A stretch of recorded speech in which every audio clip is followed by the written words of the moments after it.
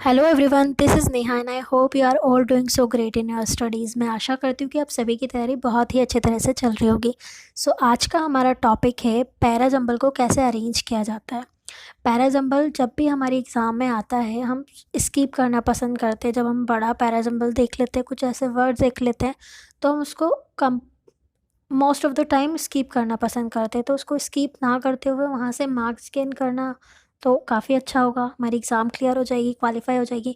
सो इसलिए मैं कुछ ईज़ी से नोट्स बना के लेके आई हूँ मेरे खुद के, जिनके थ्रू कंपैरेटिवली पैराजंबल को सॉल्व करना कुछ ईज़ी सा हो जाएगा। ठीक है, तो हम वो देखते हैं। तो फर्स्ट जब हम पैराजंबल को रीड करते हैं तो हमारी अंडरस्टैंडिंग बिल्ड होती है। वहाँ से हमें फर्स्टली आइडेंटिफाई करना है कि कौन सा स्टेटमेंट स्टार्टिंग स्टेटमेंट हो सकता है, और उसी के साथ साथ हमें ये देखना है कि किस स्टेटमेंट में कंक्लूजन सजेशन टाइप बातें की गई हैं, तो वो लास्ट स्टेटमेंट के अंदर चला जाएगा।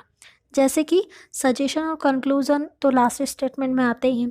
अब कुछ ऐसे इंपॉर्टेंट वर्ड होते हैं लास्ट स्टेटमेंट को आइडेंटिफाई करने के लिए, जैसे फाइनली हो गया, हैंस हो गया, therefore, these all the words, जिससे हमको पता चल सकता है कि ये लास्ट स्टेटमेंट बन सकता है।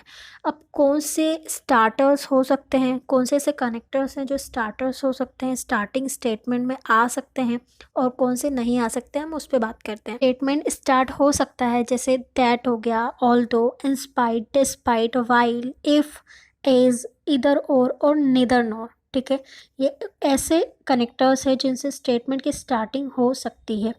अब कुछ ऐसे कनेक्टर्स हैं जिनसे स्टेटमेंट की स्टार्टिंग कभी नहीं हो सकती, जैसे कि but, however, moreover, and, as well as, yet, together with, इस, क्योंकि मीनिंग से ही समझ आ रहा है। जैसे कि बट हो गया, अब बट एक कॉन्ट्रास्ट कैटेगरी का कनेक्टर है, जिससे ये पता चलता है कि कभी पॉजिटिव बात की गई होगी, इसके बाद नेगेटिव बात की गई होगी, तो इनको दोनों को कनेक्ट करने के लिए बट कनेक्टर यूज़ हुआ है।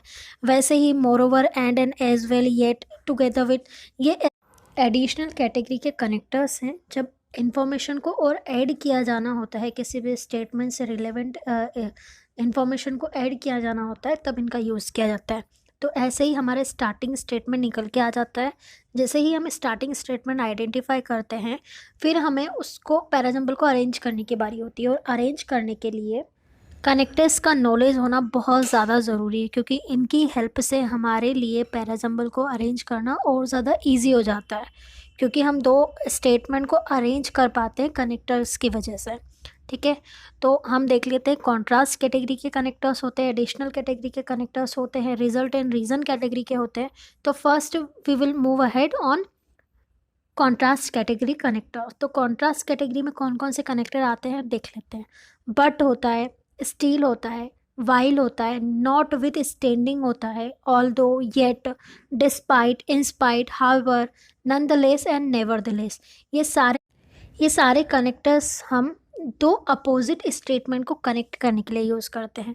वैसे ही हमारी एडिशनल कैटेगरी के कनेक्टर्स होते हैं जिनमें इंफॉर्मेशन को ऐड करने के लिए जिनका यूज़ किया जाता है, जैसे कि वाइल हो गया, also, as well as, similarly, like, not only but also, either or, neither nor, and, moreover with.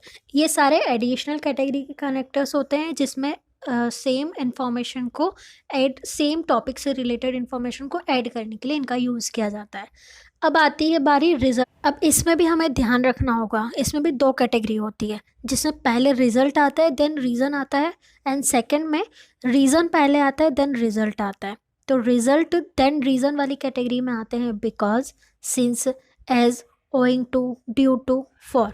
मतलब कि जिसमें पहले मैं, जैसे कि मैं नहीं गया था, मैं स्कूल नहीं गया था क्योंकि मैं बीमार था। रिजल्ट हमने पहले बता दिया, और रीज़न क्योंकि मैं बीमार था ये बाद में बताया। तो क्योंकि, बिकॉज, रीज़न रिजल्ट कैटेगरी का कनेक्टर है, तो हम यहाँ पे यूज़ करेंगे ऐसे। वैसे ही रीज़न पहले देन रिजल्ट के लिए हम यूज़ करेंगे therefore, that's why, so, hence, thus, as a result of. ठीक है, ये सारी रीज़न देन रिजल्ट कैटेगरी के कनेक्टर्स। आई होप आपको ये सारी इन्फॉर्मेशन बहुत ही ज़्यादा हेल्पफुल रहे आपके एग्जामिनेशन में। जितनी ज़्यादा आप इनकी प्रैक्टिस करोगे, उतना ज़्यादा आपका पैराजंबल पार्ट बहुत ज़्यादा स्ट्रॉन्ग होता जाएगा। सो प्रैक्टिस हम यहीं से स्टार्ट करते हैं। मैं एक एग्जांपल ले रही हूँ, आप वीडियो को पॉज कीजिएगा और उसको सॉल्व करने की कोशिश करिएगा, और आंसर अपना कमेंट बॉक्स में ज़रूर मेंशन कीजिए। सो जैसे कि मैंने बताया था, पहले हम रीडिंग करेंगे, तो पहले रीड करते हैं।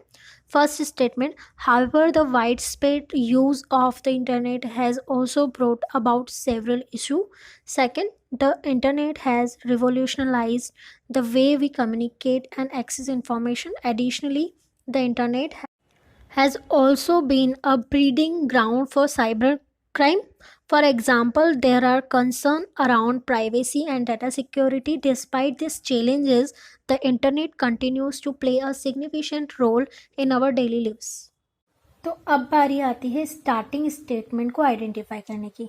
तो फर्स्ट स्टेटमेंट में हमने देखा था हाइवर लिखा है तो ये स्टार्टिंग नहीं हो सकता, ठीक है। एडिशनली लिखा है ये भी स्टार्टिंग नहीं हो सकता। फॉर एग्जाम्पल लिखा है ये भी स्टार्टिंग नहीं हो सकता। हाँ, डिस्पाइट हमने देखा था स्टार्टिंग हो सकता है, बट स्टार्टिंग डिस्पाइट के आगे क्या लिखा हुआ है, these challenges.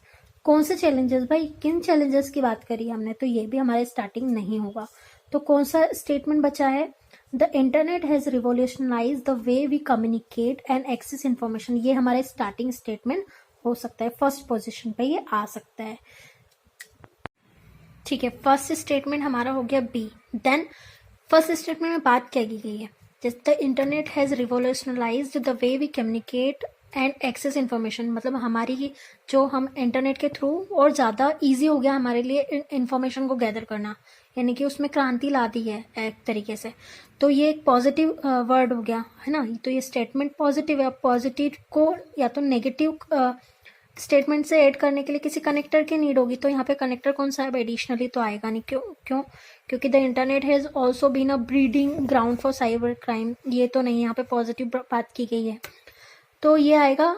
However the wide spread use of internet has also brought about several issues, यानी कि बहुत सारे इशूज़ आए हैं, हमारे चीज़ों को आसान ज़रूर बना दिया है, बट इंटरनेट की हेल्प, मतलब इंटरनेट ने बहुत सारे इशूज़ भी क्रिएट किए हैं। तो इस बी के बाद में कौन सा स्टेटमेंट आएगा, ए। देन ए, अब इश्यूज़ तो आए हैं, अब किस तरह से, किस टाइप के इश्यूज़ आए हैं, तो यहाँ पर फॉर एग्जांपल में दिया हुआ है, for example there are concern around privacy and data security. अब प्राइवेसी और हमारा जो डेटा होता है वो सिक्योरिटी की प्रॉब्लम आ गई है, प्राइवेसी की प्रॉब्लम आ गई है, ठीक है। तो बी, ए एंड डी। अब इसके बाद डेटा सिक्योरिटी और प्राइवेसी की प्रॉब्लम तो आई है, अब और कौन कौन सी प्रॉब्लम आई है, तो वो किस में, एडिशनली, मतलब कि और ज़्यादा कौन सी प्रॉब्लम आई है, तो internet has also been a breeding ground for cyber crime, यानी कि साइबर क्राइम का ग्राउंड बन गया है इंटरनेट। देन डी के बाद में और कौन से इशूज़ जनरेट हुए हैं, सी, तो डी के बाद में क्या आएगा, सी। अब बोला है, अब लास्ट स्टेटमेंट बचता है हमारे पास ई, तो यहाँ पे देखो डिस्पाइट कनेक्टर लगा हुआ है, यानी कि इन सारी चीज़ों के बावजूद, डिस्पाइट दीज चैलेंजेस, यानी कि इन सारी चीज़ों के बावजूद भी the internet continues to play a significant role in our daily lives, यानी कि इंटरनेट फिर भी हमारी निजी जिंदगी का हिस्सा बन चुका है। तो ये रहा हमारा लास्ट स्टेटमेंट। तो हमारा आंसर हो गया बी, ए, डी, सी, ई। तो ये किस किस का आंसर है, कमेंट बॉक्स में ज़रूर मेंशन करके बताना, कमेंट करके बताना। आई होप ये इन्फॉर्मेशन, ये वीडियो आपको बहुत ही ज़्यादा हेल्प करेगा, आपकी जर्नी को और आसान बना देगा, और पैराजंबल अब आपसे थोड़े से कंपैरेटिवली इजी सॉल्व होना स्टार्ट हो जाएंगे। आई होप, मैं आशा करती हूँ कि ये वीडियो आपको हेल्प करेगा, आपके पैराजंबल को ईजी बना देगा, कॉन्सेप्ट को बिल्ड करेगा। Thank you for watching, please like, share and subscribe. और हाँ, नेक्स्ट वीडियो किस टॉपिक पर आना चाहिए ये भी बताइएगा। अगर मेरा एफर्ट्स थोड़ा भी अच्छा लगा हो तो प्लीज़ अपने फ्रेंड्स के साथ शेयर कीजिएगा। Happy learning.